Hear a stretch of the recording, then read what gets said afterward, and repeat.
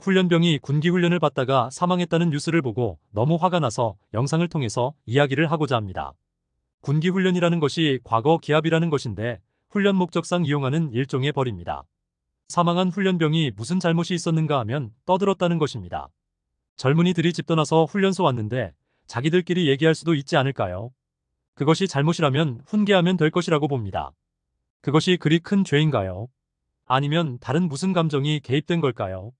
그것은 조사해봐야 하는데 경찰에서만 조사해서는 한계가 있습니다. 사람은 반복된 행위를 습관적으로 하는 경향이 있습니다. 이 교관을 거쳐간 다른 병사들을 전수조사해보면 또 다른 죄가 나올 가능성이 많습니다. 물론 현재 다른 훈련병들도 조사해보면 마찬가지이고요. 죄가 안 나오더라도 평소 언동을 조사해서 경찰에 넘기면 나중에 법원에서 판결할 때 참고자료가 되겠지요. 군에서는 이런 사람 감싸려고 해서는 안 될 것입니다. 일벌백계로 처벌해야 예방이 됩니다. 군기훈련을 시키려면 규정대로 해야지 왜 규정을 위반했는가요? 훈련병은 떠든 것은 무슨 규정 위반인가요? 장교는 더 솔선수범해야 하지 않을까요? 완전 군장을 매게 하고 채까지 더 넣었다니까 이것은 수사나 재판 과정에서 다 반영이 되리라 봅니다. 즉 벌이 더 커질 것으로 봅니다. 이 교관을 지휘 감독하는 사람들의 잘못도 따져야 합니다.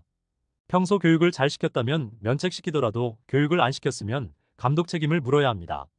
다음부터는 중령급 장교의 승인을 받아서 군기훈련하도록 해야 한다고 봅니다. 대위라고 해봐야 사회에서 보면 아직 어립니다. 감정에 휘둘리기 쉽습니다. 이번 사건도 언론 보도를 보면 감정이 개입되었다는 느낌이 강하게 듭니다. 사람에게 벌을 준다는 것은 쉬운 일이 아닙니다. 이 사건은 동기조사를 잘해야 합니다. 범죄는 결과만 보기보다는 과정과 경위를 충분히 조사해야 사건이 정확히 파악됩니다.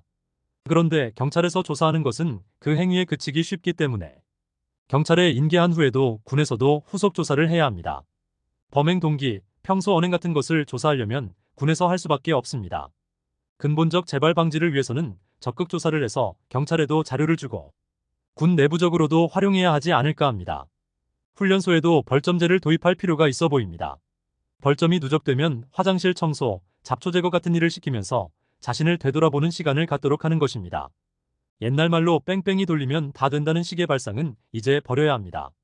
체력 이야기도 나왔다고 하는데 인구는 줄고 군복무 기간은 줄어서 옛날 같으면 현역 못 갈 사람도 지금은 현역으로 가는 걸로 알고 있습니다.